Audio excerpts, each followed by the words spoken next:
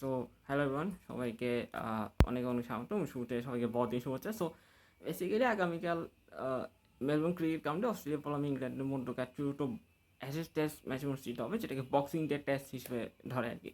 এবং এই টেস্ট ম্যাচটার আগে ইংল্যান্ড বিভিন্ন দিক থেকে চাপে আছে। তাদের জোফরা আছে, ইন্ড্রি ক্যানোলি সিরিজে ছিটকে গেছেন, অলিপপ ড্রপ হয়েছেন ভারী ফর্মের জন্য।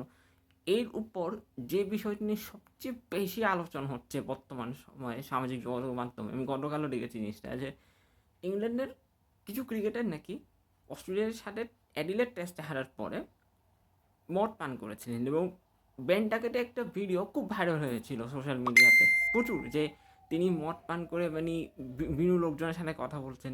এবং এরকম নিউজ এসেছে তিনি নাকি মদকে নাকি নিজের হোটেল পর্যন্ত খুঁজে পাচ্ছেন না। মানে এমনি অন দ্য ফিল্ড ইংল্যান্ড অবস্থা খারাপ, তারপর অফ দ্য ফিল্ডে এই অবস্থা। মানে রব কি তিনি অলরেডি বলে দিয়েছেন যে এই বিষয়ে ইনভেস্টিগেশন চলছে, এবং যদি কোনো প্লেয়ার দোষী সাব্যস্ত হয় তাহলে কিন্তু তার কপালে শনির দোষ 100% শনির দোষ, বিকজ ওই প্লেয়ারকে ব্যান করাবে। এবং এটার মাধ্যমে ইংল্যান্ড ক্রিকেট বোর্ড একটা মেসেজ দিতে চাইবে যে কোনো ক্রিকেটার আইনে উদ্দেন নয়।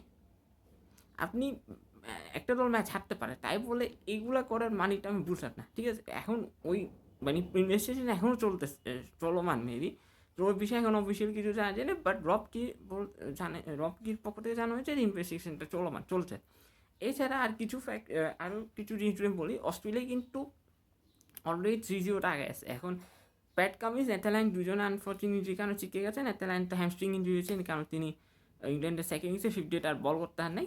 সো তিনি আসলে রিকভার করতে টাইম লাগবে। সো ড্রপ প্যাট কামিন্সকে নিয়ে আসলে রিস্ক নিতে চাচ্ছে ম্যাচ আগে ড্রপ করেছে, পরে টুটে টেস্ট ম্যাচ থেকে দেখা যাক কী হয়।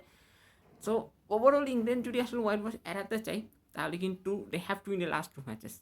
এবং এই যে ইনসিডেন্টটা হয়েছে ওই অ্যাডিলেড টেস্ট ম্যাচে বসে, তাকে ভুলে যেতে হবে, আর নাহলে কিন্তু খুবই টাফ হবে তাদের পক্ষে। কারণ হোয়াইট ওয়াশ এড়াতে হলে পরবর্তী ম্যাচে মেন্টালি তাদেরকে টাফ থাকতে হবে, ভালো খেলতে হয়, নাহলে ম্যাচ 100% হারতে, সিরিজটা 5-0 কনফার্ম, 5-0 তারা হারবে।